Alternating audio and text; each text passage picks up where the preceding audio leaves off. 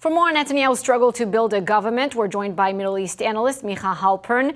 Micah, welcome. So Netanyahu and his former defense minister, Avigdor Lieberman, they've always had this weird relationship between them. Explain the main sticking point in the negotiations between Likud party and Israel Beiteinu. Why is Lieberman sticking to his guns on this bill, the draft law? Well, for Lieberman, his whole constituency is based on the idea that joining the army is an essential part of being an Israeli.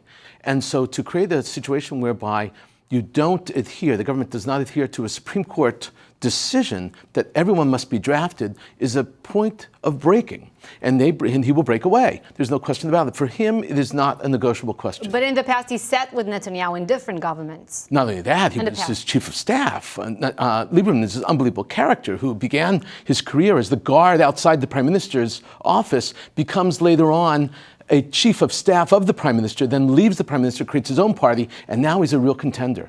So put this in a little bit of historical context. Is there precedent for this? I know when there are coalition governments, there's very often this kind of bartering ahead of forming those governments. Give us some context. It's really important to talk about context. Let's say, for instance, in other words, we know that the government's supposed to have 28 days to join, to try to be formed, and then 10 days extension, etc. But the reality is that government, the average time it takes to form a government in Israel is 50 days. In 1955, it took 100 days. In 1961, 79 days, I'm sorry. Well, it takes the same to count the ballots here, right. So I'm joking. And the shortest time it ever took was 20 days. So the law is very interesting. The law says that after the extension, the president may ask someone else to form a government. Not must, but may. And the difference is important. If the president does ask someone else to form a government, they have only 28 days and then a new election has to emerge.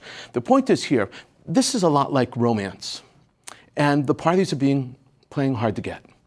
And they're literally playing hard to get to the point where they will not join until someone else joins, until they get what they want. Eventually, someone has to crack. So Lieberman, he's saying two things. He's saying he will not support a narrow government, meaning 60 seats coalition for Prime Minister Netanyahu, and he will not recommend anyone else but Netanyahu for the premiership. Where does it leave Netanyahu? Well, Netanyahu is in a very good shape for any number of things. A is if they go to another election, which I don't think will happen right now. We'll see in the next few days. If they go, the people are actually going to exert some sort of punishment on those that didn't join, not the person who ultimately won. And in this particular case, if there's another election, he will win bigger and the smaller parties are going to lose. Interestingly, Avigdor Lieberman is a smaller party. Micah Halpern, thank you for breaking this complicated situation down for us.